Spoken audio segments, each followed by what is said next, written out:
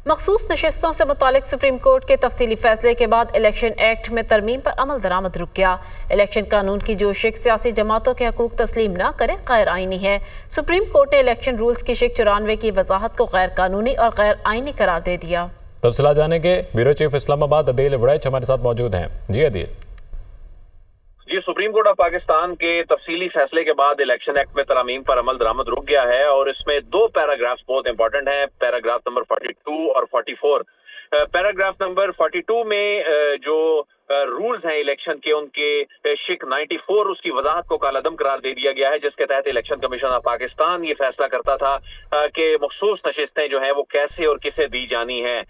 जबकि paragraph number 44 में election कानून की अगर कोई शिक इंतखाबात में हिस्सा लेने से मुतल्लिक सियासी जमातों के हकूक को तस्लीम नहीं करती तो उसे गैर आइनी करार दिया गया है।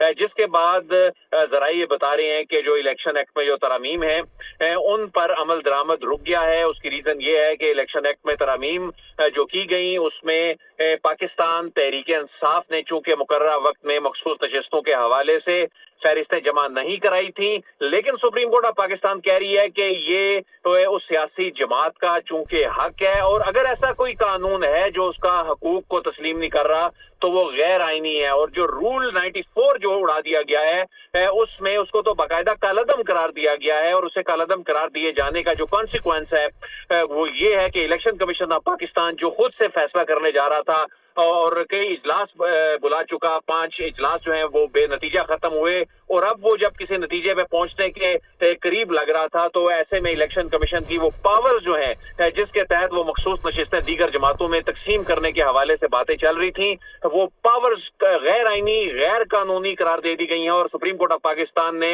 ये करार दिया है कि ना सिर्फ ये इलेक्शन एक्ट के सेक्शन 215 की खिलाफ वर्जी है बल्कि आइन के आर्टिकल 51 और 106 की भी खिलाफ वर्जी है। जी ठीक है अदील, बहुत शुक्रिया आपका।